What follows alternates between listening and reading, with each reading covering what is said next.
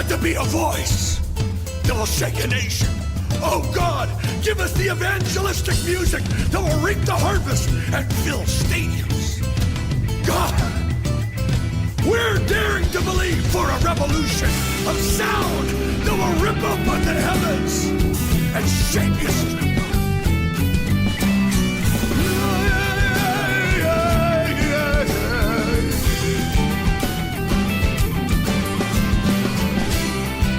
I have found David, a man after my own heart. Let it be said in the nations that God said, I have found David, a man searching, seeking, fasting for the music of heaven. And when they get that sound, the whole earth will resonate and move to the rhythm of the man of God, the singer of song, Christ himself. Yeah.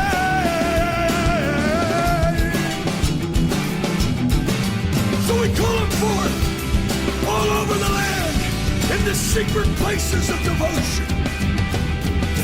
Burn in their heart and make them 10 times better.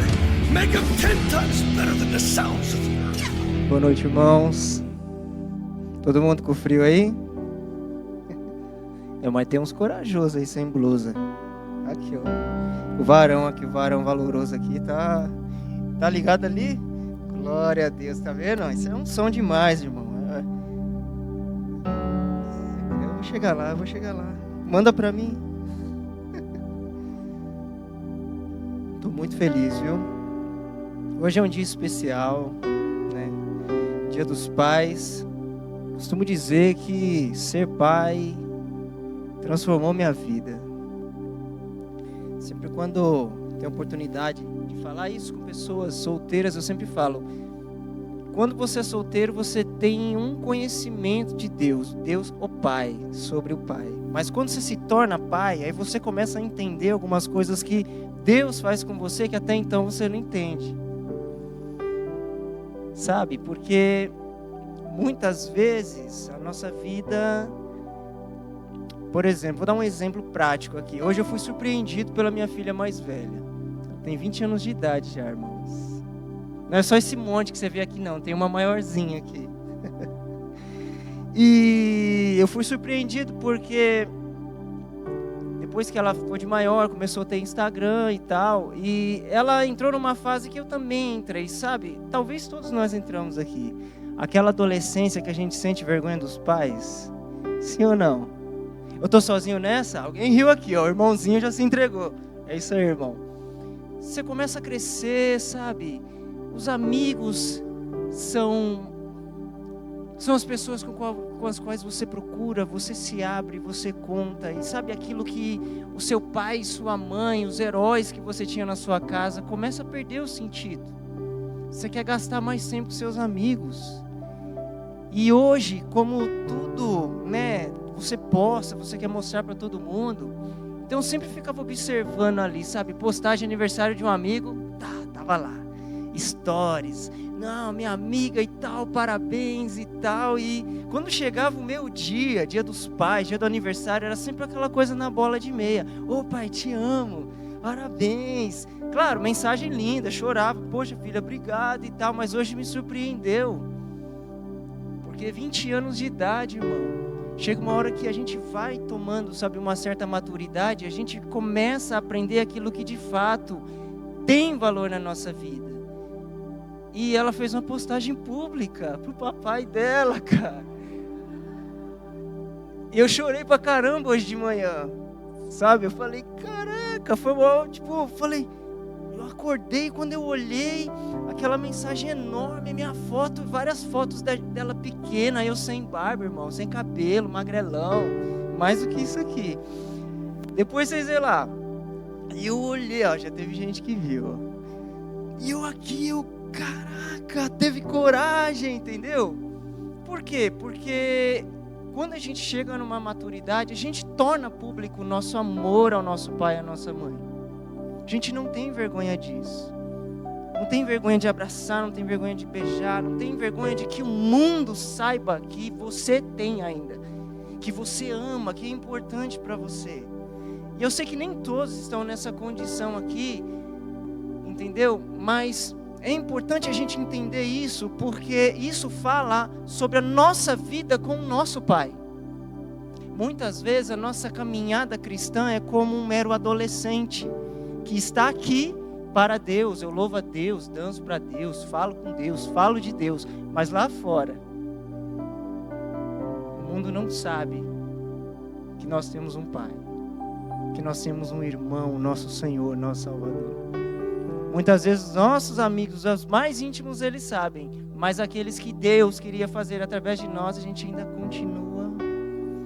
Então, conforme a gente vai crescendo, e aí a Bíblia vai falar, quando a gente vai crescendo, sabe, em estatura diante de Deus, novas medidas, novas perspectivas, quando a gente deixa com que essa vida de Deus nos transforme, a primeira coisa que vai acontecer é, você vai ter coragem de dizer, eu sou dele, eu tenho um Pai, esse é o meu Pai. E na mensagem que ela mandou, eu chorei muito, porque eu já sou chorão mesmo, e eu amo os meus filhos, e eu sempre digo isso. Ano passado, também eu não sei se eu preguei no mesmo dia dos pais, eu não lembro, mas o que eu aprendi com os meus filhos é a multiforme, sabe, as várias maneiras de Deus dizer que me ama, porque embora eles saíram do mesmo lugar, eles são completamente diferentes, e isso é igreja, e isso é ser família de Deus. Eu não preciso que você seja igual a mim, porque você vai me completar. Se nós formos exatamente iguais, não vai dar certo isso aqui. Isso aqui vira a Torre de Babel. Nós precisamos ser diferentes, porque aquilo que me falta, eu tenho certeza que eu vou encontrar em você. Você está aqui? Então não se prive da família. Porque quando o Senhor fala sobre igreja, o Senhor fala sobre família. O que nós fazemos aqui é a expressão daquilo que nós construímos na nossa casa e não o contrário.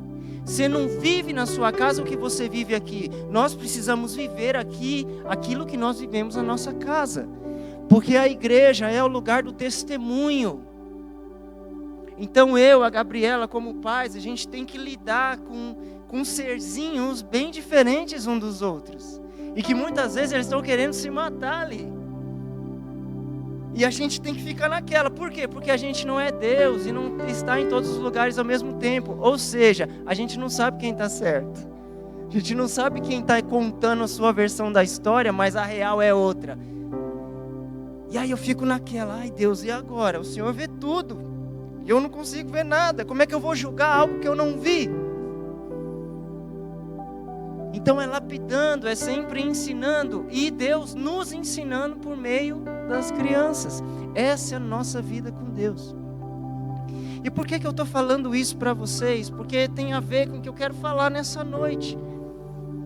Não é uma noite especial apenas porque é dia dos pais, mas é uma noite especial porque o Pai separou essa noite e trouxe você aqui para dizer para vocês, ei, vocês têm um Pai. Vocês têm um Pai. A cerne da mensagem de Jesus, Yeshua HaMashiach, foi o Pai. Se for Bíblia por Bíblia, eu posso abrir 50 textos e mostrar para você que toda a mensagem, toda a estrutura daquilo que ele estava falando, não é apenas salvar você de você mesmo, mas é porque essas trevas que nós entramos nos afasta não apenas do Filho, mas do Pai. E a obra do Filho é pegar na minha mão e na sua mão e trazer de volta para a casa do Pai, meu irmão. Você está aqui? Por isso que quando nós pensamos igreja, quando nós olhamos igreja, nós precisamos entender, somos família, irmãos e irmãs diferentes, que muitas vezes vai brigar, muitas vezes vai discordar, mas por um amor que não é baseado em si mesmo, mas é um amor que vem de Deus, permanece caminhando juntos. Porque como o AP ministrou aqui, nós vamos suportando uns aos outros. E quando a Bíblia fala sobre suportar uns aos outros, não é tipo assim, eu não gosto de você, mas eu te suporto. Não. o suportar uns aos outros é: eu vou preparar o caminho para que você continue andando. Mesmo que nesse caminho você discorde de mim. Mesmo que nesse caminho eu faça algo ou você faça algo que me afetou. E muitas vezes até me ofendeu, mas pelo vínculo da paz promovido pelo próprio Santo Espírito de Deus, nós vamos continuar caminhando juntos. Por quê? Porque nós temos o mesmo Pai. E esse é o ponto. Os meus filhos não podem falar: pai, você brigou comigo hoje e eu vou mudar de casa, porque eu estou ofendido com o que você fez. Vai dormir com a bunda quente, mas no outro dia: eu te amo, pai, desculpa, realmente vacilei, fui eu. Se eu entendo que foi a minha porção, filho, desculpa, vamos tentar chegar num acordo aqui. Por quê? Porque não tem como você ir embora. Eu não te achei na esquina, eu te gerei. E desde quando você ainda estava em fome, quando era apenas uma boa notícia, eu já te amava. E eu passei a planejar, e eu trabalhei, sabe? E tudo mudou, irmãos. O meu tênis, a minha roupa é a última coisa que eu escolho hoje. Se der, eu pego. Se não der, é porque tudo é para eles. A gente vai para um lugar e fala: isso aqui serve no Davi. Ixi, isso aqui eu acho que o Miguel vai gostar. Isso aqui, não, isso aqui é da Sofia. A gente não pensa na gente. Ah, mas o que isso tem a ver com Deus? Tudo. Porque a Bíblia diz que Deus amou o mundo de tal maneira, eu e você. Deus não amou a cadeira, Deus não amou a luz, a parede.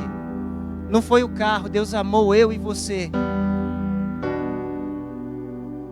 E aí o Pai amoroso precisou fazer algo que talvez, aliás, eu tenho certeza que eu e você não tem coragem.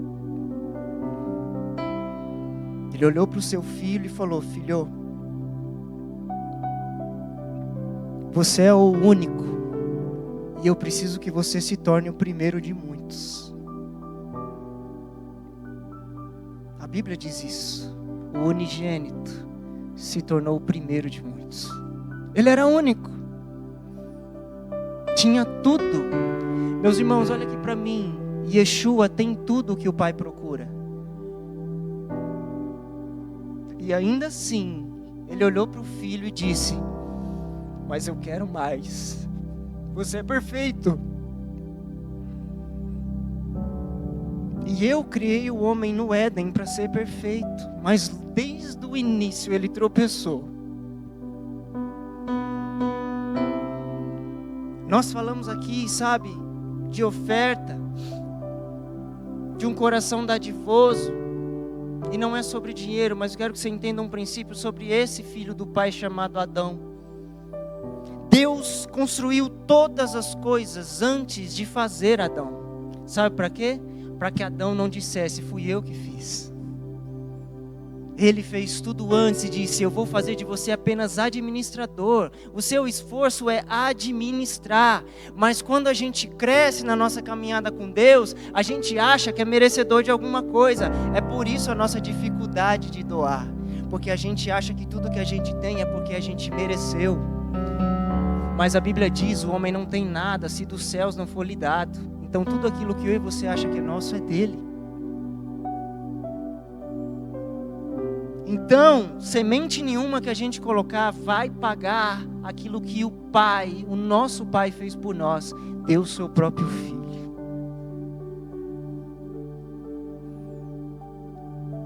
E quando Yeshua está naquela cruz, você pode ler Salmos 22, porque Yeshua salmodiou naquela cruz. E quando ele fala ali, Eli, lama sabachthani, quando ele fala: Deus, por que me abandonaste? É porque o Pai não conseguiu olhar. Porque eu, como um pai, só de imaginar o meu filho passando por algo já me destrói por dentro.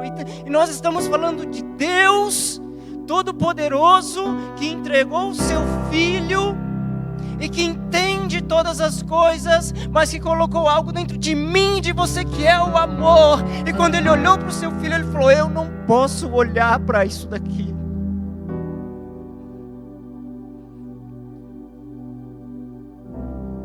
Porque o Pai precisou colocar o Filho lá, por minha e por sua causa. Você está aqui?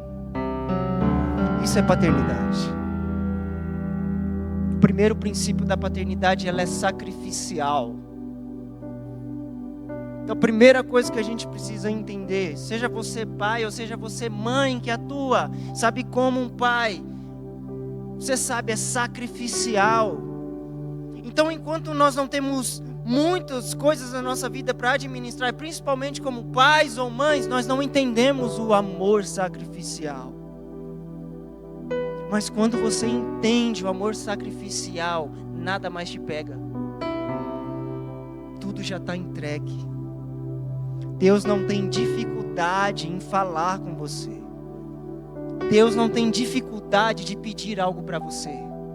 Porque você já tem o seu coração aberto. Sim. Mas eu nem pedi ainda. Sim. Sabe qual foi a diferença de Davi para as outras pessoas que Deus chamou? Davi nunca argumentou com Deus. Abraão argumentou. Moisés argumentou. Elias argumentou. Todo mundo argumentou. Mas quando Deus chamou Davi, sim. Sim. Calma, Davi. Sim. Por quê? Porque ainda que meu pai e a minha mãe me abandone, todavia o Senhor não vai me abandonar. E o que Davi está falando? Não está falando sobre um Deus distante. Davi foi o primeiro homem na Bíblia a chamar Deus de pai. E inventaram tantas leis e regras acerca do nome do Senhor, que se tornou até pecado chamar Deus de pai. E uma das maiores revoluções de Yeshua, que os caras queriam apedrejar ele, é porque ele chamou Deus de pai. E sabe o que dói no nosso coração, meus irmãos? É que muitas vezes o pai, que é o mesmo ontem, hoje e será eternamente, continua na gaveta que a gente não mexe. Continua naquele armário que a gente nunca vai. Continua naquele quartinho da bagunça que a gente fechou a porta e nunca visita.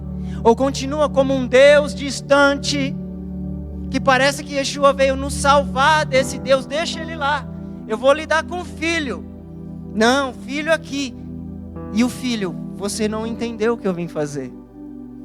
Seu problema não é comigo. O mundo precisa se reconciliar com o meu pai. Eu sou o meio, eu sou o acesso, eu sou aquele que pega a sua mão e te traz de volta para o caminho do Pai. Eu quero fazer uma pergunta para você e responda para você mesmo. Quantas vezes você falou com o Pai essa semana? Hoje é dia dos pais. Será que nós levantamos a nossa mão para o céu e falou: Pai, obrigado pelo teu filho. Obrigado, Pai, por me salvar através do seu filho. Obrigado por enviar o teu Santo Espírito que me convence da justiça, do pecado e do juízo. Obrigado por me amar de tal maneira que deu o seu único filho para que ele se tornasse o primeiro de muitos. Pai, obrigado.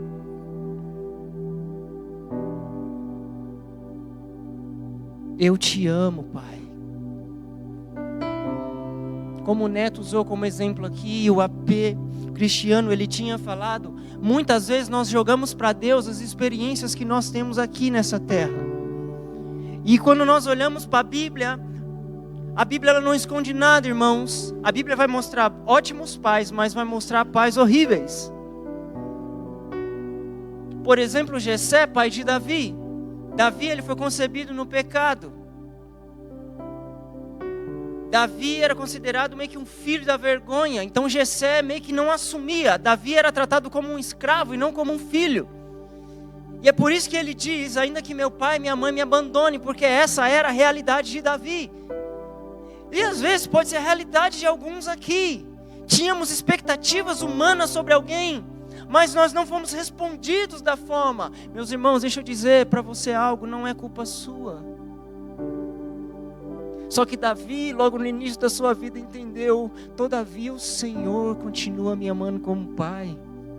Mesmo eu aqui sozinho com as ovelhas, mesmo eu tendo que sentar na mesa e comer só depois que os meus irmãos comem, mesmo eu não podendo entrar na casa enquanto todos estão comendo, mesmo eu tendo que entrar pelos fundos,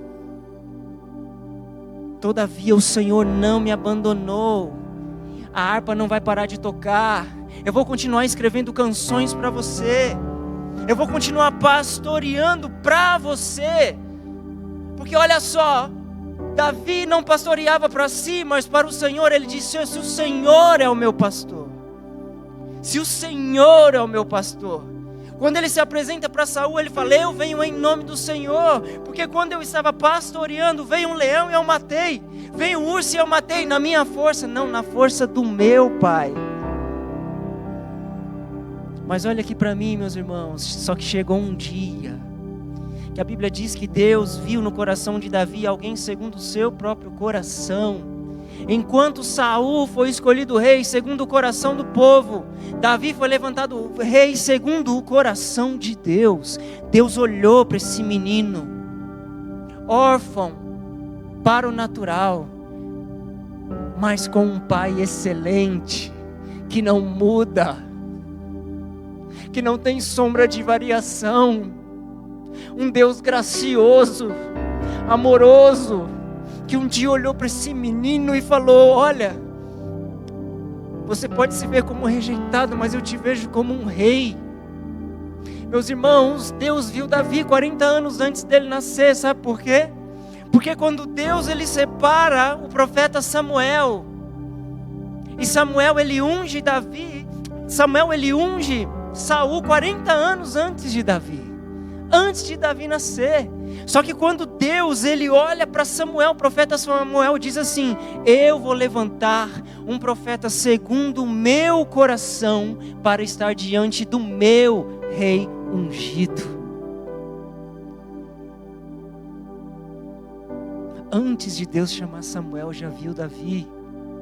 E é por isso que Davi escreveu uns salmos que nós lemos aqui. Quando eu falei sobre os seus olhos me veem, antes de me formar você já me viu. Antes de me formar você me gerou, porque você é o Pai perfeito. Porque você é Pai de verdade. Porque você é um Pai que não decepciona. Porque você é um Pai que não mente. Não é aquele que promete e não cumpre. Você está aqui? Esse é o nosso Pai. E quando ele olha para Davi, ele vê um rei. E um dia ele manda esse profeta Samuel até a casa de Davi. E quando Samuel chega, chama Jessé, pai de Davi. Olha só, Deus tem um rei nessa casa. Diz que Jessé só mostra aquilo que dá certo. Tá aqui os maiores filhos, os mais bonitos, os mais fortes. E vai passando um por um. Samuel, por se mover pela aparência, porque achou que Deus queria levantar um novo Saul, fala: esse aqui, Abinadab. Não, esse forte. Não, não é esse. Passo segundo, passo terceiro. Vai passando um por um. Não é esse, não é esse. Jessé, tem mais alguém aqui? E aí Jessé pensa: tem. Tem o que eu escondo, porque eu tenho vergonha do meu filho. Tem esse que eu escondo. E Deus fala assim para Samuel: manda chamar. Samuel olha para Jessé e fala: manda chamar este. Sabe por quê, irmão? Posso te dizer uma coisa? Muitas vezes a gente só quer amar o que é bonito. Filho bonito todo mundo quer. Todo mundo quer ser pai de filho bonito, não é? Todo mundo quer ser amigo do mais power, do mais inteligente, do mais uau, todo mundo. E aquele lá? E aquele lá que ninguém fala, que você sabe quem é? E aquele lá que todo mundo ignora? Então Deus olha: vai Samuel, manda chamar. Quando Jessé manda chamar, diz que entra o menino Davi. E ali Jessé não sabe o que fazer, porque Davi é um escravo. O escravo não come com o senhor da sua casa. Jessé não sabe o que fazer. Samuel fala: só vamos comer quando ele chegar. Porque lugar de filho é na mesa.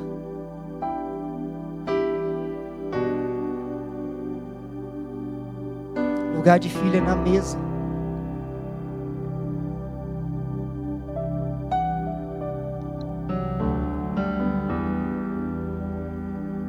E eu posso dizer para vocês que o nosso Pai nessa noite está preparando uma mesa para nós. Lugar de filho é na mesa, meus irmãos. Não é escondido. Diz que quando Davi entra no ambiente daquele lugar, ele muda, porque o Pai se apresenta e fala: é Ele, é Ele, é Ele. Eu imagino isso queimando dentro de Samuel. É Ele, é Ele. É Deus imprimindo o seu amor por Davi através de Samuel. Imagina isso. Deus colocando todo o seu amor em Samuel, para que ele pudesse expressar para o pequeno Davi: Davi, é você. Enquanto seu pai te vê como uma vergonha, Deus te vê como um rei. O maior rei da história. Não só isso, da sua semente virá aquele que reinará sobre toda a eternidade. Mais do que isso, eu estabelecerei o seu trono para sempre. Porque virá de você aquele que será maior, que vai receber um nome que é sobre todo nome. Então quando Yeshua ele fala do seu Pai, ele está falando deste Pai gracioso, que não se ofendeu quando perdeu Adão, mas continuou perseguindo os homens, até o dia do encontro.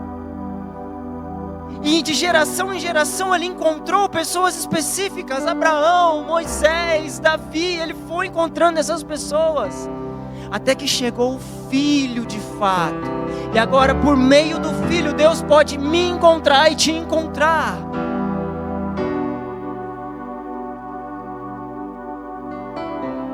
Esse é o amor do nosso Pai.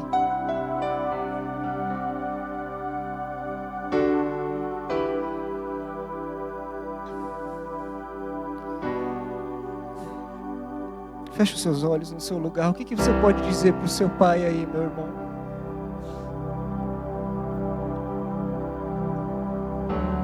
Você é filho. Ovelha precisa ser conduzida, porque ela não sabe o caminho. Você é filho e você é filha. O que você pode dizer para o seu pai? O que você pode dizer para o seu pai nessa noite, meu irmão, minha irmã? Nós te amamos, Pai. Ainda que não saibamos como, ainda que não saibamos como te agradar, como responder, Senhor, ainda que muitas vezes os nossos passos ainda são de rebeldia, que os nossos sentimentos, os nossos pensamentos ainda são de rebeldia, Senhor, sempre fugindo de quem o Senhor é, sempre tentando se esconder, sempre Adão falando mais alto dentro de nós. E por isso que muitas vezes nós somos confrontados quando nós ouvimos falar de um novo nascimento, porque aquele que nasce de novo nasce para ti, aquele que nasce de novo nasce para o Senhor, porque a tua palavra diz que o nosso DNA é mudado, o Senhor imprime o seu nome em nós, Abba, papai, Pai querido, Pai amado, obrigado pelo teu Filho, Pai, obrigado pelo teu Santo Espírito, Pai, obrigado por nos amar apesar de nós, obrigado por ser o que nós precisamos e não apenas o que nós queremos. Porque a tua palavra diz que nós não sabemos nem pedir, porque de fato não sabemos o que queremos.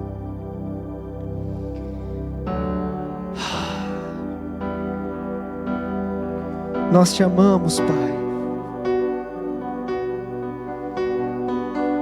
Nós te amamos, Pai, ainda que o nosso pai, nossa mãe, Senhor, não corresponda, Senhor. O Senhor todavia nos entende. O Senhor todavia nos cerca com seu amor. Ainda que subamos o mais alto monte, ainda que descemos o céu, o Senhor lá está, porque o Senhor é um Pai amoroso e expressou o teu amor através do seu Filho, o único que se tornou o primeiro. Hoje nós podemos olhar uns para os outros e dizer: nós somos família. Nós não chamamos irmãos e irmãs porque é tradição de igreja. Nós chamamos irmãos e irmãs porque nós cremos que nós não somos órfãos nessa terra. Você não é um órfão. Nós não somos órfãos. Obrigado, Pai. Nós te louvamos, Adonai. Nós te louvamos, Adonai. Te bendizemos, Senhor. Te bendizemos, Senhor. Senhor, Pai amoroso. Aleluia. E essa noite eu quero compartilhar rápido uma palavra. Caminho para o Pai. Vamos abrir no Evangelho de Mateus, capítulo 11. A partir do verso 25.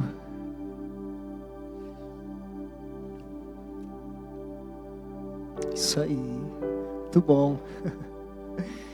Vamos ler a partir do 25. Você está aí? Você está bem?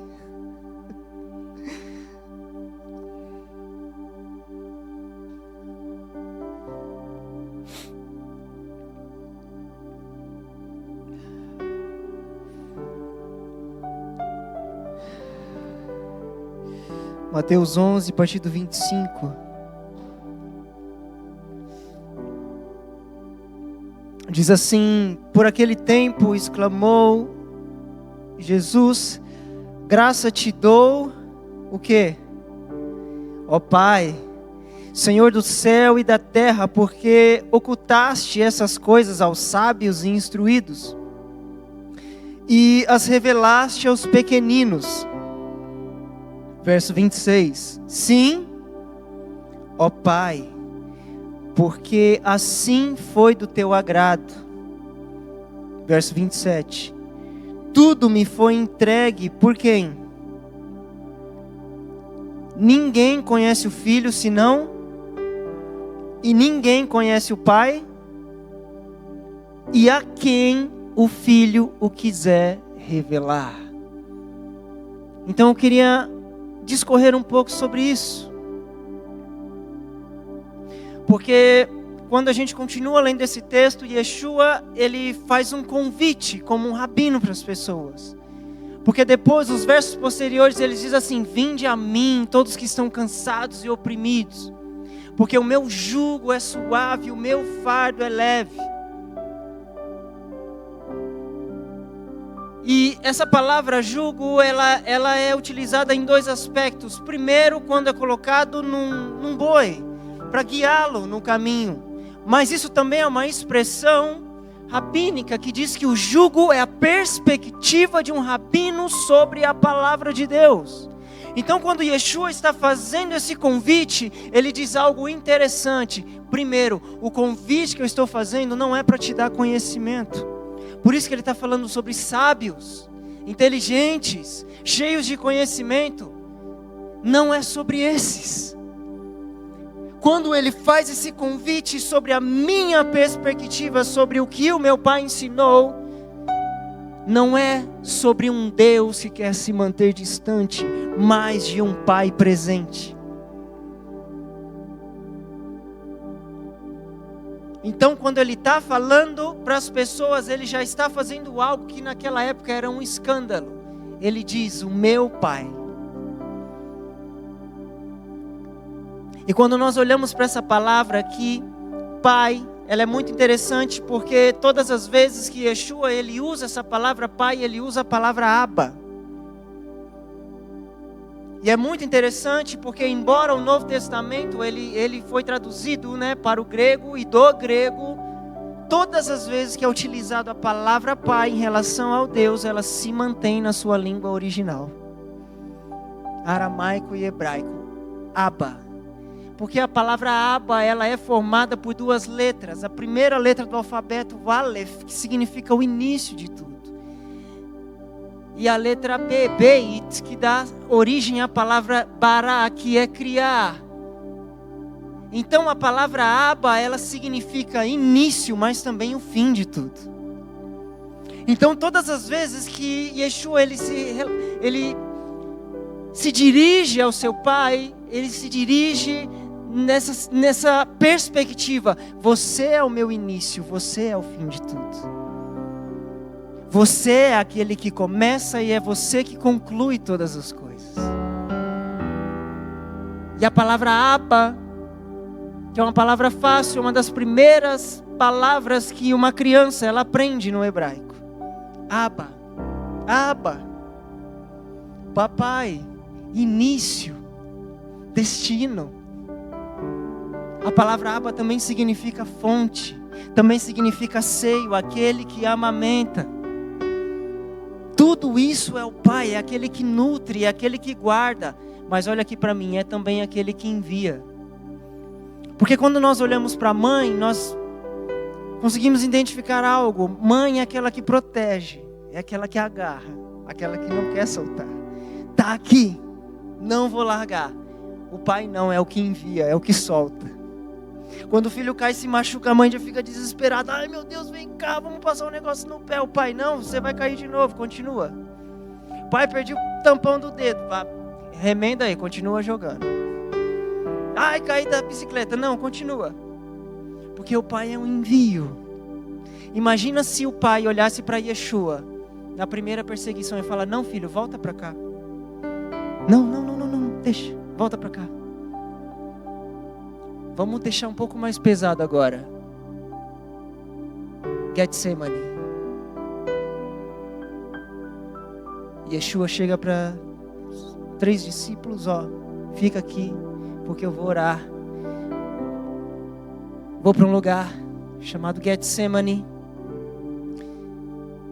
que significa largar de óleo.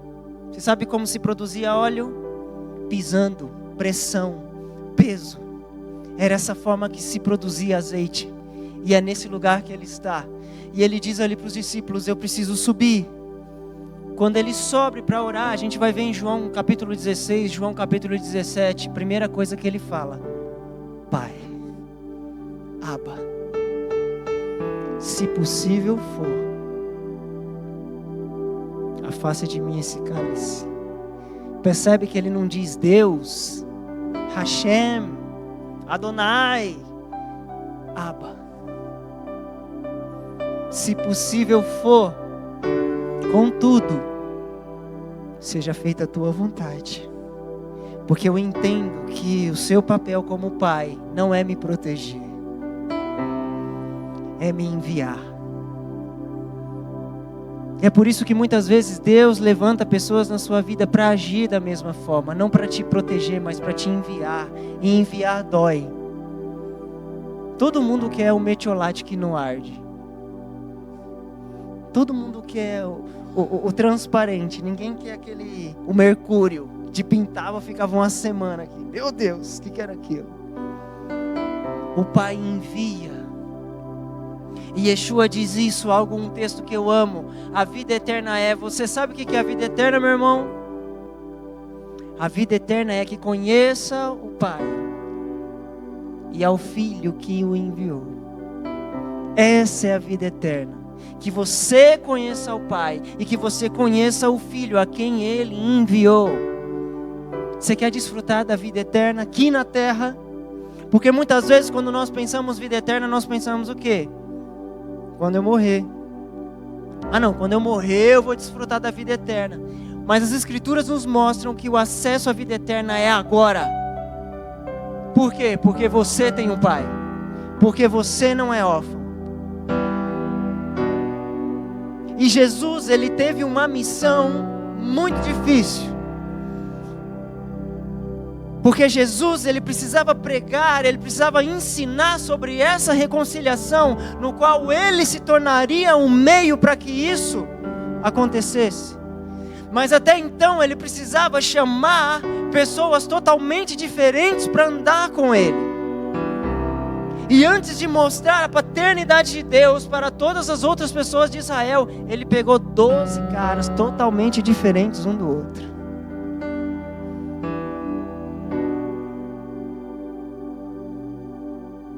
Isso é igreja. Ele poderia ter pegado 12 discípulos exatamente iguais a ele. Vai no Sinédrio, pega os caras que se acham os mais santos ali. Não, você. Ah não, você, vem você. Não, ele pega logo da escória. Ele pega logo aqueles de fora. Meus irmãos, Yeshua juntou um zelote com um publicano. Quem é um zelote? Se você estudar sobre os zelotes, você vai ver que quando tem a Revolução Judaica, sabe, muitos anos antes de Yeshua vir, lá no tempo dos Macabeus, é ali a origem dos zelotes. São revolucionários, eles odiavam, sabe, eles odiavam Roma, eles odiavam a forma que os saduceus andavam com Roma, e eles queriam, por meio da revolução, sabe, conquistar tudo e tirar o povo de Israel desse jugo. Já em contrapartida, nós tínhamos os publicanos, que eram os judeus que trabalhavam para Roma, cobrando impostos dos próprios judeus. E eles cobravam uma porcentagem que era deles, então eles eram odiados pelos judeus. Jesus pega duas realidades aqui. Desses 12, tinha esses dois, um zelote publicano, olha isso. E às vezes é eu e você aqui, irmãos, totalmente diferentes. Não só em aparência, mas às vezes em ideias, muitas vezes em perspectivas. E o que é que nos torna comum? É o propósito. O que nos torna comum é o filho pegando na minha mão e na sua mão, mesmo nós sendo muito diferentes, mesmo nós não concordamos em muitas coisas, mas o filho nos pegando pela mão e falando: vocês têm um pai, para com isso. Você acha que Yeshua nunca precisou apagar incêndio entre os 12? Você acha que foi perfeito? Quando vocês olham ali, vocês acham que não, todo mundo entendeu tudo o tempo todo. Foi assim? Era outros que chegavam para Yeshua com a mãe e falavam: olha, é o seguinte, Yeshua, será que eu posso me assentar à tua direita no teu reino? O outro chega: será que eu posso me assentar à tua esquerda? Ó, a gente trouxe a nossa mãe aqui, porque é ela que vai pedir. Já que você está falando tanto do pai, a gente trouxe a mãe. Vamos tentar convencer. E ele fala: o cálice que eu vou tomar, vocês não podem tomar ainda. Vocês não entenderam sobre o meu pai ainda. Esse pedido seu, de quem vai ter um lugar especial naquilo que Deus está fazendo, é pedido de órfão. Vocês trouxeram a mãe, mas é um pedido que revela que vocês ainda são órfãos. E quando nós olhamos para Israel nos tempos de Yeshua, nós vamos entender algo. A orfandade era um problema nacional. Todos eles eram órfãos. Quando Yeshua ele olha assim e diz: a ninguém chameis de pai, sabe por quê? Porque os sacerdotes se julgavam ser pais das pessoas que estavam lá. E Yeshua denuncia: pai só há um, aquele que está no céu. Não são esses aqui que nem entram e nem deixam vocês entrar. Porque tudo isso, sabe, essa paternidade que eles dizem que tem, está alimentando uma fé infantil em vocês. Porque não mudam em suas ofensas, porque não esticam vocês, porque não apontam vocês para o propósito, apenas se colocam nessa posição, e querendo lucrar com as suas dores e com as suas ofensas. Não, vem aqui, traz a sua dádiva, mata o cordeirinho aqui, enche a casa do tesouro de tesouro, está tudo certo. Nós como sacerdotes diante de Deus, vamos matar ali o cordeirinho, está tudo certo para você. Yeshua olha e fala: não, vocês estão tratando o meu pai, a casa do meu pai, como um lugar de negócios. Ele não fala a casa do meu Deus, ele fala a casa do meu pai. E a casa do meu pai será chamada casa de oração para todos os povos. Casa de oração para todos os povos. Quando Yeshua ele está ali perto de subir, ele fala assim para os discípulos: eu não vos deixarei órfãos. Porque quando eu voltar para o meu Pai, presta atenção, irmãos, todas as vezes que Yeshua disse sobre a sua morte, Ele não disse eu vou morrer. Ele não disse eu vou ser assassinado. Ele disse eu vou voltar para o meu Pai. Entende? O olhar dele não estava sobre a morte na cruz, mas voltar para o seu Pai. A ênfase dele não estava sobre ser torturado, entregue aos homens. A ênfase dele estava, eu vou voltar para o meu Pai. Para vocês, carnais, podem ser morte. Para mim é o caminho de volta para o meu Pai.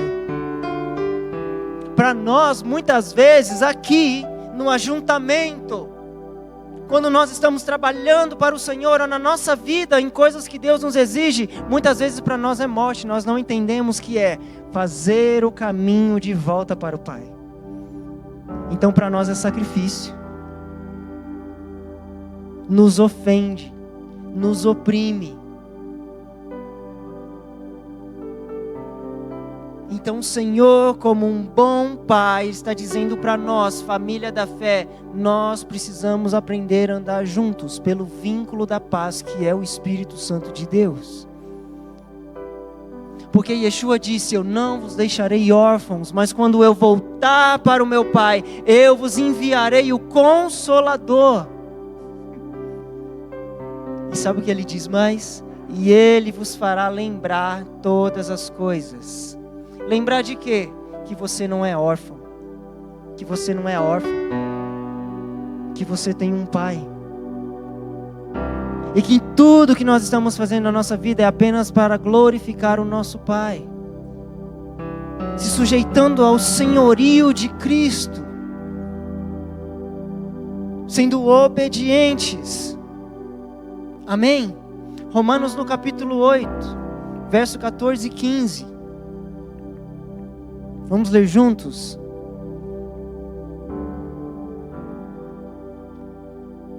Paulo, ele diz aqui algo que Yeshua falou em João no capítulo 3 com Nicodemos. Todos aqueles que são nascidos de Deus, são guiados pelo Espírito de Deus. Então o selo da paternidade de Deus é o Espírito Santo.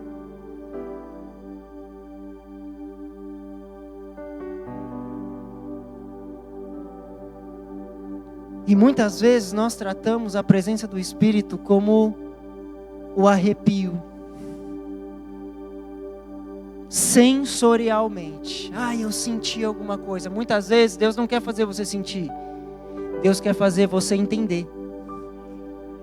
Entender é muito mais do que sentir. O que te faz crescer em Deus como filho maduro não é o que você sente, é o que você entende. Porque a palavra ouvir, shemar, também significa entender. Então quando Deus fala assim, dar ouvidos, entenda.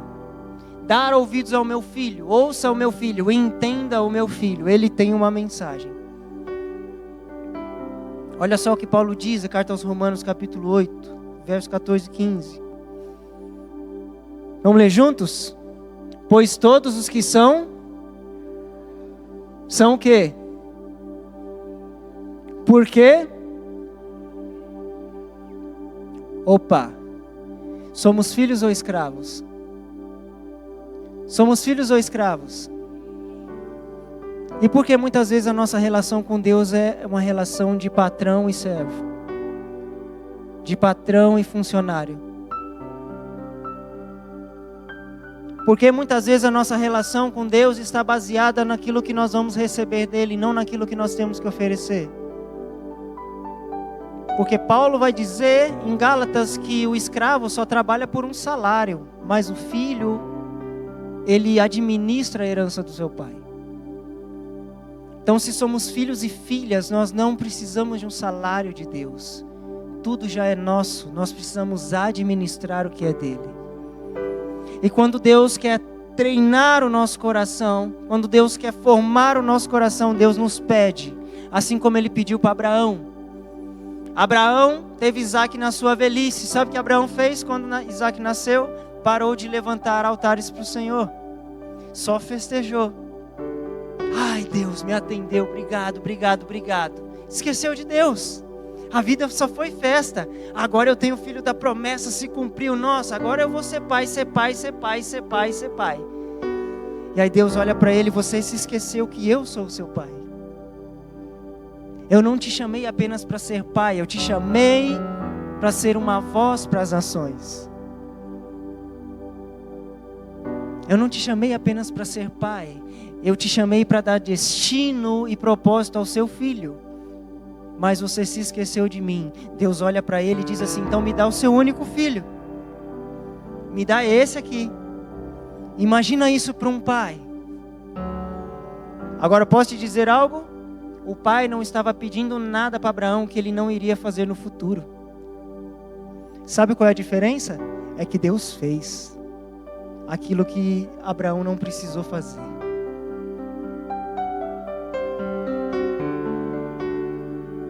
Muitas vezes Deus nos desafia em algo, porque se fosse Ele faria. E a resposta que a gente dá: estou com medo, não vou. Por isso que o Pai é o envio, o Pai é: vai. Por quê? Porque eu estou te mandando fazer algo que eu faria. Eu faria. Então eu sei que você consegue. E às vezes, como um pai, às vezes a única coisa que Ele está pedindo para mim, para você, muitas vezes é aquilo que Yeshua trabalhou com os discípulos: aprendam a andar juntos. Vocês não precisam ser iguais, mas vocês precisam ser formados no mesmo propósito. Que tenha em vós o mesmo sentimento que teve em Cristo. Então não precisamos ser iguais, mas nós precisamos ter o mesmo sentimento, e é o sentimento que houve em Cristo. E qual foi esse sentimento que houve em Cristo? Mesmo tendo a natureza de Deus, não usurpou o lugar do Pai. Antes se submeteu como servo e foi obediente até a morte, e morte de cruz. Percebe que Paulo ele fala sobre 2 níveis de morte, que o filho foi obediente ao Pai. E a Bíblia diz que o filho aprendeu a obediência por meio daquilo que ele sofreu. Então a primeira morte foi morrer para ele mesmo. Mesmo sabendo quem era e o que carregava a natureza que ele tinha, eu preciso se submeter, porque eu estou debaixo de uma palavra do meu Pai em obediência, provando para você, homem e mulher, que como filhos e filhas você também pode passar pelo mesmo caminho. Então quando eu olho para as Escrituras, eu só percebo uma coisa: não é um romance, mas é a história de um pai e um filho, que teve um plano maior: ter outros filhos e filhas. Você está aqui? Por isso que Paulo ele diz aqui, que a gente leu: porque todos os que são guiados pelo Espírito de Deus, esses são filhos de Deus. Porque não recebeste o espírito de escravo, para outra vez estardes em temor, mas recebeste-os o quê? O espírito de adoção de filhos, pelo qual clamamos o quê, irmão? Abba, Pai. Posso te dizer algo sobre esse espírito de adoção? Deus imprimiu algo, e isso se tornou algo comum para o povo hebreu. Existem os filhos que são gerados no sangue, filhos do sangue, o filho, gerados na genética, de forma natural. Mas existem os filhos de adoção, e Paulo está falando sobre esse princípio. O que acontece? Eu tenho filhos que foram gerados normal, mas eu decido adotar um outro filho. Esse filho que eu adotei, ele tem todo o direito sobre aquilo que os outros gerados na carne têm. Por quê? E por que essa grandiosidade do amor de Deus? Porque o filho gerado na carne é o filho natural, amém, amado, esperado, como eu já falei aqui. Mas o filho da adoção é o filho da decisão. Eu olhei para aquilo que já está formado e eu decidi amar. Eu decidi trazer. Eu decidi formar. Eu decidi salvar dele mesmo. Olha o que Paulo está dizendo aqui. Quando nós recebemos esse Espírito por meio do novo nascimento, o Pai imprime no meu e no seu interior: você é filho da minha decisão. Eu tenho meu povo, o povo que eu me revelei a eles. Eu sou o que sou, vocês são o meu povo, mas eu decidi, olha isso, o Pai decidiu que nós participássemos disso. Deus, em sua soberania, olhou para esse dia aqui na eternidade, irmãos. Já parou para pensar nisso?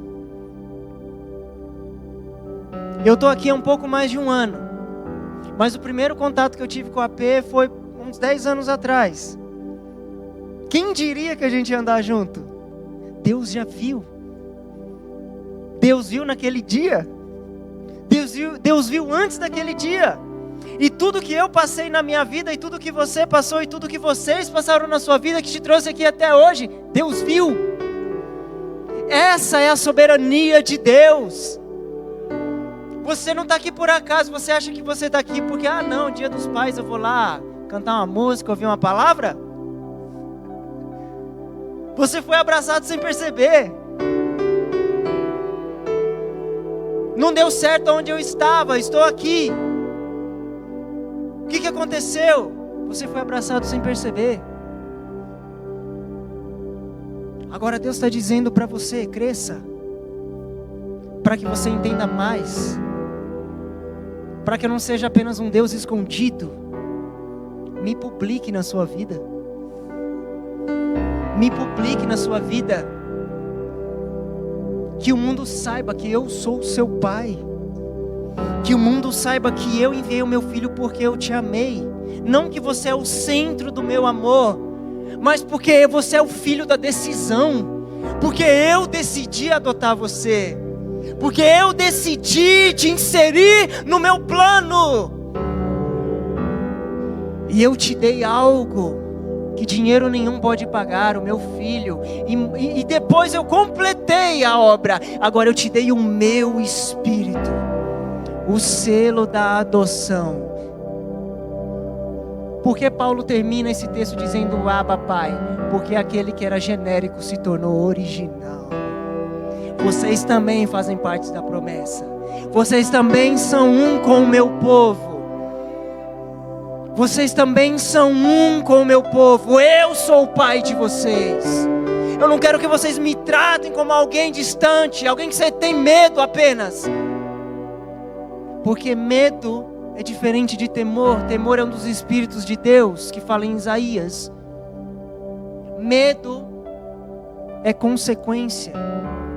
Temor é quando eu me adianto para que eu não fira a relação que eu tenho com o meu pai. Adão não se escondeu por temor, foi por medo, por consequência. Então veio o filho e disse: eu estou me antecedendo para que vocês possam entrar. Filhos e filhas de um pai amoroso. Gálatas 4, 6 e 7 diz assim: porque sois filhos, Deus enviou aos vossos corações o Espírito de seu Filho que clama, Abba Pai. Então Paulo fala para Roma, os romanos. Paulo vai falar aqui para a igreja, de Gálatas. Vai falar para Efésios. Então Paulo sempre está dizendo: cara, para de agir como órfãos. Deus já deu o Espírito. Órfão se ofende. Quando uma criança é adotada, a primeira coisa que ela tem que passar é por esse período de adaptação, porque ela está numa nova casa e existem regras nessa casa. Então é muito difícil, e muito difícil para os pais, porque ela tem que lidar com algo que já está formado. Então exige muito mais esforço, muito mais amor. E é por isso que as Escrituras dizem: antes eu e você eram o quê? Inimigos de Deus. Mas por meio do Filho, nós nos tornamos agora amigos. Você não precisa ser apenas pai, apenas mãe, seja amigo. Porque Yeshua vai dizer: o servo não sabe o que seu Senhor faz, mas os amigos sabem de tudo. Amós vai dizer: Deus não faz nada na terra sem antes falar para os seus amigos, os profetas. E Yeshua, quando está falando com eles, ele começa falando da videira, e ele fala: o meu pai é o agricultor, o meu pai, é sempre assim, o meu pai, o meu pai, o meu pai. E o meu pai quer se revelar para vocês como um amigo. Meus irmãos, nessa noite, nós temos o desafio de trazer o Pai para perto para as nossas vidas. Não apenas porque é dia dos pais, não. Mas é porque todos os dias tem que ser o dia do nosso Pai. E nós colocamos na nossa cabeça: nós não somos órfãos. Nós não somos órfãos. Ainda que o nosso pai ou nossa mãe não corresponda. Eu sei que é um desafio. Contudo, Deus nos ama. Deus nos ama. E Ele pode nos suprir. E Ele pode entrar nessas lacunas que muitas vezes tem na nossa vida. Porque é isso que Ele faz. Eu não quero me estender muito aqui, mas anota aí, João 1, capítulo 12. Como que eu me torno filho? Crendo no Filho. Como eu me torno filho? Qual é o primeiro passo? Creia no Filho. Creia na mensagem do Filho, João 1,12. E a todos o quanto receberam, deu-lhes o poder de serem feitos filhos de Deus. Creia no Filho. Segundo ponto, nascer do Espírito, João 3, versos 5 e 6. Quem não nascer da água e do Espírito não pode entrar no reino. Então, tornar-se filho é ter essa mudança de natureza. E eu queria colocar 2 pontos aqui, porque eu creio que é muito importante, porque fala sobre a nossa caminhada como irmãos e irmãs. Quais são as principais características dos filhos de Deus?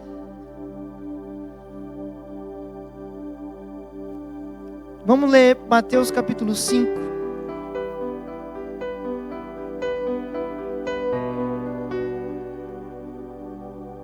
Mateus capítulo 5, no verso 9. Que todos prestem atenção nisso aqui, meus irmãos. Você que está anotando, anote.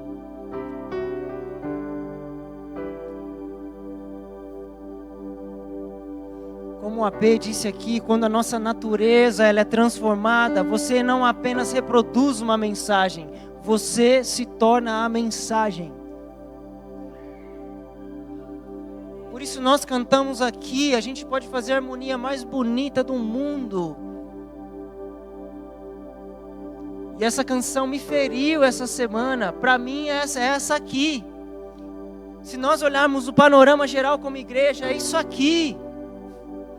Não estou falando das 4 paredes aqui, eu estou falando no todo. Como a gente anda com o Senhor como igreja. A gente olha as coisas por aí. O que cantar, o que falar? Senhor, me perdoe. Porque a performance é tão linda. As luzes são tão lindas. A estrutura é tão linda, mas não há verdade em nós. Órfãos de um Deus vivo.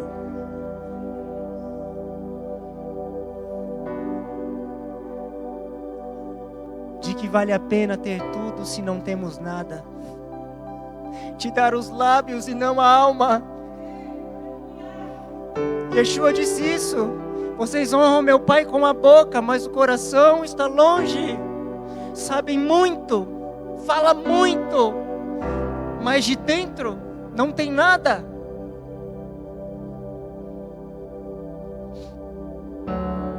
Mateus capítulo 5, Sermão da Montanha, no verso 9, Yeshua diz assim: bem-aventurados o quê? Porque serão...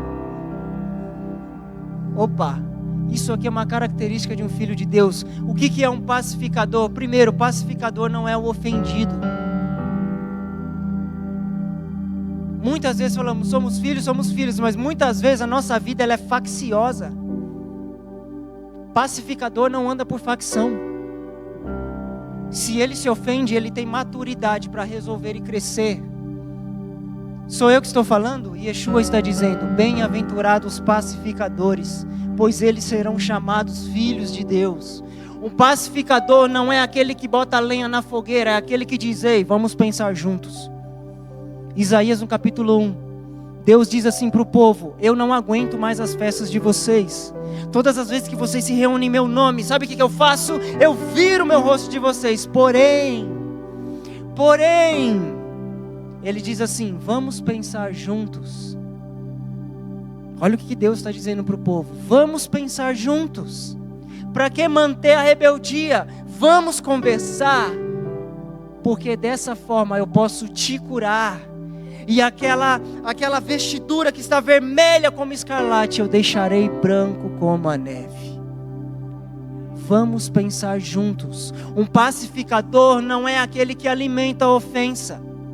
Pacificador não é aquele que lidera a facção. O pacificador é aquele que, ok, eu te ouvi e eu te ouvi, mas como eu sou filho de Deus e nós somos filhos do mesmo Pai, eu vou pegar na tua mãozinha, eu vou pegar na tua mãozinha, vamos se consertar com Deus, porque o nosso problema não é contra carne e nem sangue,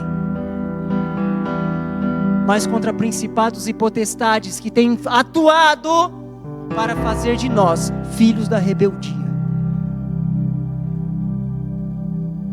Órfão age do jeito que é porque não sabe que tem pai. Estou dizendo como um pai, porque em casa não é perfeito. Às vezes os batutinhos, o negócio pega, irmão. E o nosso papel como pai é fazer ele se amar. Ou eu vou falar, ó, Davi, aluga uma casa aí. Miguel, aluga outra. Vai embora, vai lá. Vocês não conseguem andar juntos? Não, vocês precisam se amar. Por quê? Porque vocês me irritam e eu amo vocês. Então por que vocês não podem se irritar e continuar se amando? O problema é que nós escolhemos, irmãos e irmãs, é seletivo. Se Deus fosse seletivo, irmão, você acha que você ia entrar? Eu não ia. Se Deus fosse seletivo, posso dizer, meu irmãozinho, minha irmãzinha, nós não entraríamos. Se Deus fosse seletivo, nós estávamos no sal. Sabe por quê? Porque a gente mente, porque a gente fala mal, porque a gente não pacifica.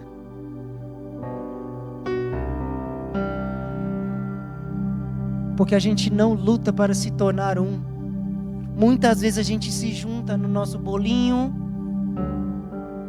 e vamos andar com aqueles que pensam exatamente como eu. Irmão, eu não estou falando para você pensar exatamente como eu, porque às vezes eu posso ser cabeçudo, e quando eu for cabeçudo eu vou precisar de você para me alinhar. Você está aqui?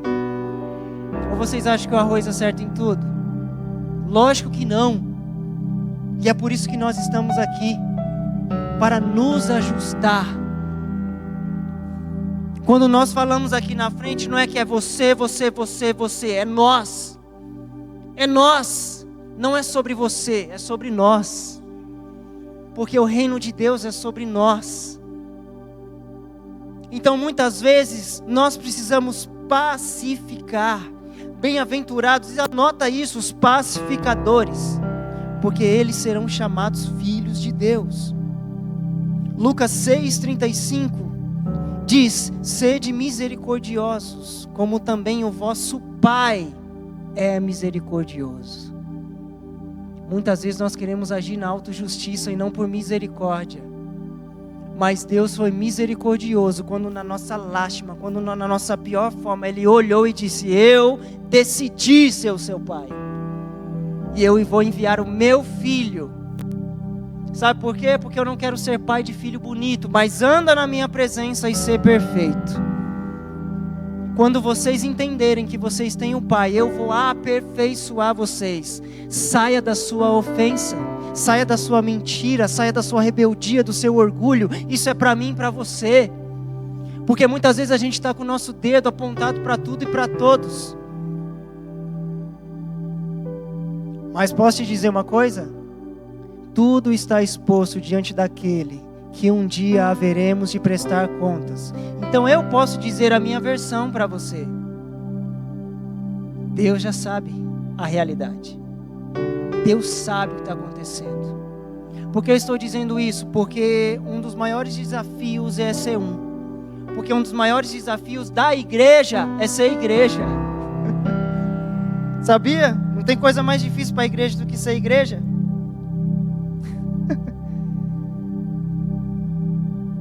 Palavra igreja, eclesia, é chamados para fora. Como o Senhor vai contar conosco fora, se não conseguimos ajustar dentro? Então que sejamos um corpo bem ajustado. Bem ajustado. Eu queria te convidar a orar agora ao Senhor nessa noite. Que sejamos um corpo bem ajustado diante de Deus. Começa a falar com o Senhor aí no seu lugar. Pai, nada sabemos, Senhor, e nada podemos se o Senhor não permitir. Tua é a majestade, teu é o conhecimento, tua é a soberania. Somos apenas pequenos, pobres, cegos e nus, dependentes da tua graça, da tua misericórdia. Pai, nós não queremos nos mover segundo o que sentimos, mas nós queremos nos mover segundo aquilo que o Senhor nos mostra, ainda que nos custe, Senhor. Senhor, nos livra de nós mesmos, de ficar julgando as coisas segundo a nossa própria perspectiva.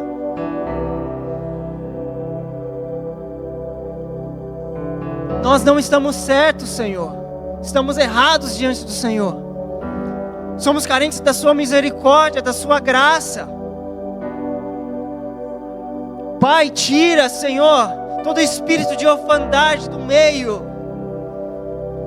Tira, Senhor, tudo aquilo que nos aflige, tudo aquilo que desequilibra, Senhor, os nossos pensamentos, os nossos sentimentos. Senhor, tira tudo aquilo que nos deixa a parte do teu corpo, da tua missão, do teu propósito. Deus, nós queremos assentar à mesa com todos. É com todos, Senhor. Nós não queremos ser seletivos. Nós não queremos escolher a quem amar. Nós queremos amar uns aos outros. Nós queremos cooperar uns com os outros, Senhor. Senhor, tira todo o orgulho de nós. Tira todo o orgulho de nós, Senhor. Esse orgulho que nos enche, que nos cega. Esse orgulho, Senhor, que muitas vezes nos faz dizer coisas, fazer coisas que não estão no teu propósito, que não estão na sua vontade, Senhor. Senhor, que essa didática que o teu filho usou com os apóstolos tão diferentes, que seja também no meio, Senhor, da tua igreja. Que nós de fato sejamos uma igreja possível, que nós sejamos famílias possíveis. Senhor, eu te peço, Pai, por meio do seu Espírito, Senhor, nos convença as nossas casas, a beleza de andarmos juntos, de caminharmos juntos em amor, um amor que constrói e não destrói, um amor que, Senhor amado, que junta, que não separa.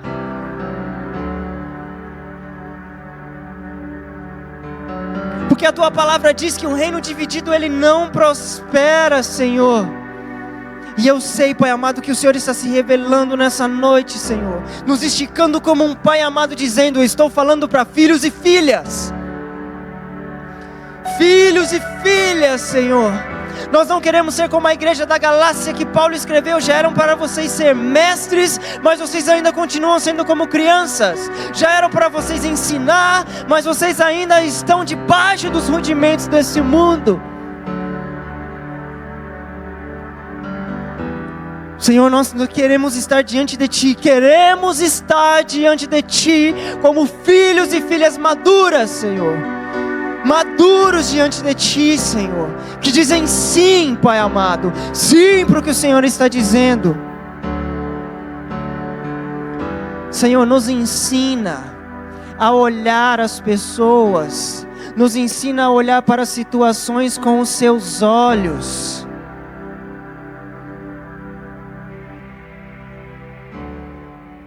Pai amado, Quando o Senhor levantou Ananias para curar Paulo, Ananias ele tinha um sentimento legítimo. Paulo era um assassino de cristãos. Mas Deus disse para Ananias: Ananias, você não vai se mover na tua ofensa, ainda que o seu sentimento seja legítimo. Presta atenção nisso, meu irmão. Ainda que o seu sentimento seja legítimo, primeiro eu vou curar a forma que você vê Paulo, para que você se torne cura para Paulo. Muitas vezes falta cura no corpo de Cristo. Não estou falando dessas paredes apenas, no corpo de Cristo. Porque falta que a gente se torne a cura. O Senhor disse na carta de Apocalipse para uma das igrejas: vocês têm tudo, mas não têm nada. Vocês se estabeleceram numa cidade conhecida por ser comerciantes de colírio. E o Senhor faz uma analogia com essa igreja, porque diz: vocês vendem a cura, mas não se beneficiam dela. Vocês falam de cura, mas não são curados. Vocês são cegos, pobres e nus. Muitas vezes nós estamos como Ananias no começo. Mas Paulo. E o Senhor está dizendo: deixa eu curar você. Sai dessa.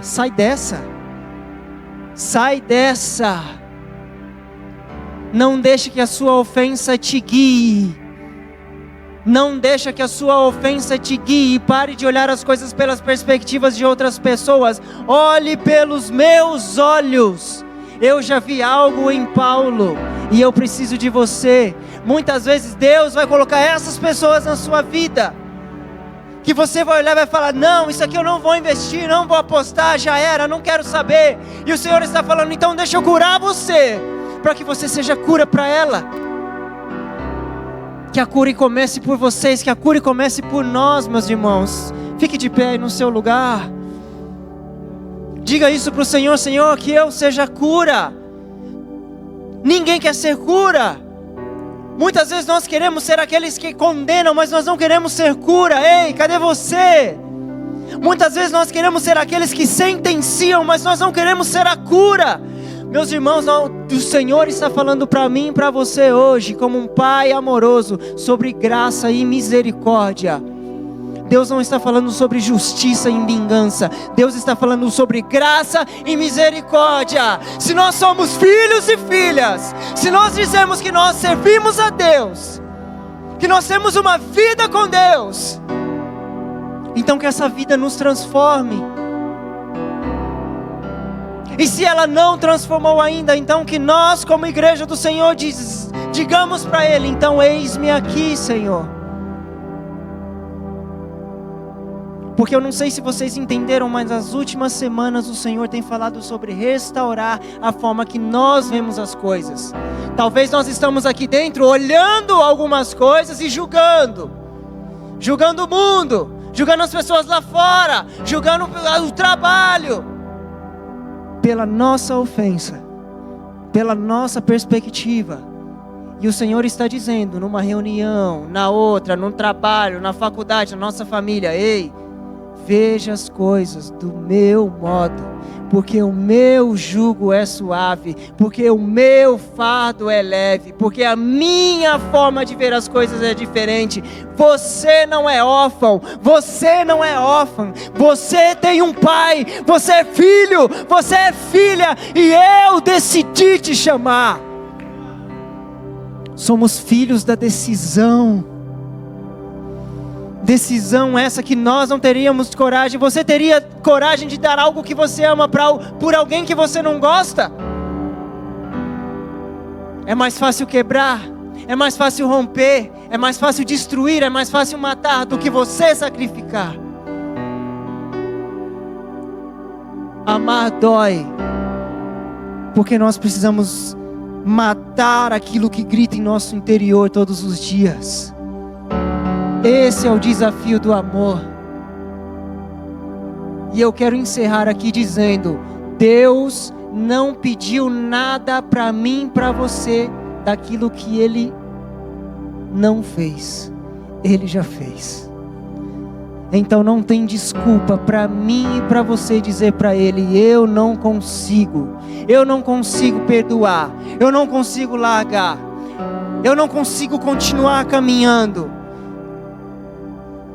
Estamos indesculpáveis diante de Deus, porque Ele já fez, Ele já antecedeu, Ele perdoou quando nós éramos imperdoáveis. Ele nos amou quando nós éramos inimigos. E essa é a mensagem do Pai para mim e para você. Eu enviei o meu Filho para que vocês cresçam, para que vocês voltem para mim. Voltem para mim. Senhor, nós queremos voltar para o Senhor. Nós queremos fazer o caminho de volta. Erga suas vozes aí no seu lugar, Senhor. Nós queremos fazer o caminho de volta, sim, para o Senhor. O caminho para o Pai. Que os nossos olhos estejam fitos no Senhor. Não na nossa dor, não na nossa ofensa, não na nossa preocupação, não na nossa frustração, mas que os nossos olhos estejam no Senhor. No Senhor. No Senhor. Nós não queremos desviar nem para a esquerda nem para a direita. Nós queremos nos manter no caminho. Nos manter no caminho, Senhor. Apesar de nós cremos que o Teu Espírito vai nos conduzir. E nos submetemos ao Teu Espírito. Nos submetemos à ação do Teu Espírito, Senhor. Nós não queremos, Senhor, estar diante de Ti como mentirosos, mas estar diante de Ti, Senhor, como pessoas amadas que são curadas por esse amor e que vai expressar esse amor, que vai dizer não para a carne e vai dizer sim para o Senhor. Sim para o Senhor, que é justo, que é bom, que é misericordioso. Deus é um Deus de misericórdia e graça. Esse é o nosso Deus. Esse é o nosso Deus. Que não caiamos da graça de Deus por rejeitar a sua misericórdia. Nós dizemos sim para o Senhor. Sim para o Senhor. Sim para o Senhor. Espírito Santo, Espírito Santo de Deus, nós começamos essa reunião clamando pelo Espírito de Deus, porque é Ele que é o selo da paternidade de Deus, e Yeshua é o caminho. E o Senhor conduziu essa reunião todo o tempo. O Pai está te abraçando, meu irmão e minha irmã, desde o começo. Se deixe ser tocado por Ele. Se deixe ser tocado por Ele. Se deixe ser transformado por Ele. Do nosso jeito não dá certo. Do meu jeito não dá certo. Segundo o que eu sinto não dá certo. Segundo o que eu julgo não dá certo. Por isso nós precisamos do Senhor. Por isso nós precisamos do Senhor.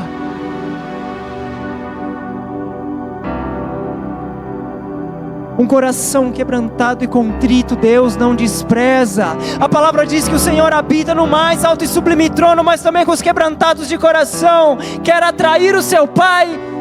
Quebranta o seu coração diante dEle. Se quebra diante dEle. Deixa Ele te modelar. Não é sobre o que julgamos, é sobre quem somos. Não é sobre o terceiro, é sobre nós. É sobre nós. Yeshua disse: te ferirem uma face, vira e dê a outra. Se pedirem para andar 1 milha, ande 2. Se te pedirem uma capa, dê a sua sandália, dê tudo, dê tudo. Yeshua está nos desafiando em graça e misericórdia. Pare de julgar. Ame, ame. Ainda que nos custe, e vai custar. Vai custar, amar custa. Por isso nós precisamos decidir que caminho nós queremos percorrer, se é o caminho do amor ou se é o caminho da justiça própria. Nós queremos amar, eu quero amar ainda que me custe. Senhor, eu sei que tem coisas que é difícil perdoar, eu sei que tem coisas, Senhor, mas me ajude nesse caminho, por favor, Senhor, me ajude, porque tem coisas que na minha força eu não consigo, porque o eu dentro de mim muitas vezes está gritando, querendo julgar, querendo apedrejar. Largue as pedras. Largue as pedras. Largue as pedras. Que voltemos para o Senhor. Que voltemos para o Senhor. Que nós venhamos nos tornar a mensagem. Nós precisamos ser curados pelo Senhor nos detalhes da nossa vida. Todos nós somos carentes da graça de Deus, todos nós. Não há um justo sequer diante do Senhor. Não há um justo sequer.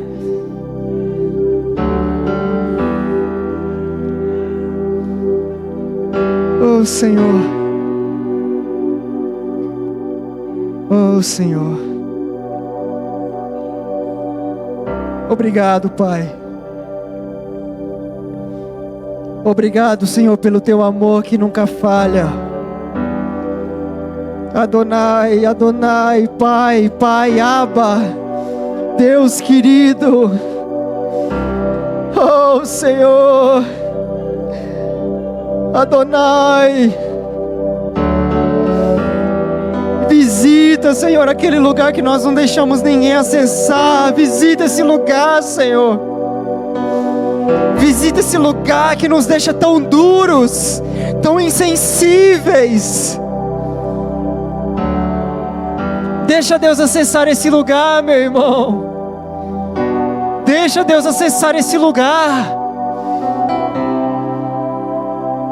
A Bíblia diz que o Senhor se opõe ao orgulhoso. Vamos quebrar o nosso orgulho. Deixa Ele acessar esse lugar.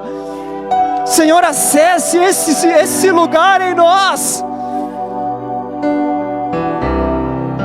Acesse esse lugar em nós, Senhor. Nós nos submetemos, Senhor, ao que o Senhor quer fazer, o que o Senhor quer fazer, e não aquilo que nós queremos que o Senhor faça. Faça o que bem lhe apraz, Senhor. Faça o que bem lhe apraz, é o que nós te pedimos como igreja, como filhos e filhas, para que nós nos tornemos uma mensagem para esse mundo, uma mensagem para nossa família, uma mensagem aonde nós colocarmos a planta dos nossos pés. Essa é a nossa oração nessa noite, Senhor. Oh, Senhor. Se perdemos o primeiro amor, se o que restou foi apenas obras, Senhor, se nós perdemos o primeiro amor e só restou obras, só restou o fazer, Senhor, nos traz de volta o primeiro amor, por favor, Senhor, nos traz de volta o primeiro amor.